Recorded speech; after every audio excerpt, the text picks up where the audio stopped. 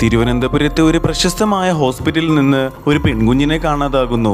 ആശുപത്രിയിൽ അറ്റൻഡറായി ജോലി ചെയ്യുന്ന സനൽ പർദ്ദയിട്ട് ബിഗ് ഷോപ്പറുമായി ഒരാൾ പുറത്തേക്ക് പോകുന്നത് കണ്ടതായി പറയുന്നു. CCTV പരിശോധിച്ചപ്പോൾ ആൾ സ്ത്രീയല്ല പുരുഷനാണെന്ന് വ്യക്തമായി. കേസ് അന്വേഷിക്കാൻ CI രാകേഷ് എത്തുന്നു. അന്വേഷണം തുടങ്ങി. ബസ് സ്റ്റാൻഡ്, റെയിൽവേ സ്റ്റേഷൻ, റോഡുകൾ എല്ലാം തിരച്ചിൽ. അതേസമയം കുഞ്ഞിന്റെ അമ്മ മീനാക്ഷിയും അച്ഛൻ ആകാശും ചോദ്യം ചെയ്യപ്പെടുന്നു. ഇരുവരും ചെറുപ്പക്കാരാണ്. ആകാശ് 21 വയസ്സ്, മീനാക്ഷി 19 വയസ്സ്. ഇവിടെ ആദ്യം ഷോക്കാക്കുന്നത് ഇരുവർക്കും കുഞ്ഞിനെ വേണ്ട എന്ന മനോഭാവമായിരുന്നു. അബോർഷൻ ചെയ്യാൻ ശ്രമിച്ചെങ്കിലും നടക്കാതെ പോയതാണ് കാരണം. അച്ഛന് ആകാശിന് കുഞ്ഞു കാണാതായതിലും സങ്കടം എക്സാം എഴുതാൻ കഴിയാത്തതായിരുന്നു. ഇതിനിടെ HIV ടെസ്റ്റിന് മുൻ ദിവസം ആശുപത്രിയിൽ എത്തിയിരുന്ന വിവേക് മേനോൻ എന്ന യുവാവിനെ കുറിച്ച് സനലിന് സംശയം തോന്നുന്നു. അന്വേഷണത്തിൽ വിവേക് ആണ് പർദ്ദയിട്ട് കുഞ്ഞിനെ തട്ടിക്കൊണ്ടുപോയതെന്ന് മനസ്സിലാവുന്നു. വിവേകിന്റെ സഹോദരി ഋതുവിന്റെ 2 കുഞ്ഞുങ്ങൾ പ്രസവത്തിൽ മരിച്ചിരുന്നു. ഭർത്താവിന്റെ പീഡനം സഹിക്കാനാകാതെ കുഞ്ഞില്ലാതെ വീട്ടിൽ പോകാൻ ഭയപ്പെട്ട ഋതുവിനെ രക്ഷിക്കാനാണ് വിവേക് തെറ്റ് ചെയ്യുന്നത്. പക്ഷേ വിവേക് കുഞ്ഞിനൊരു സ്ഥലത്ത് ഒളിപ്പിച്ചു വെച്ചു പോകുമ്പോൾ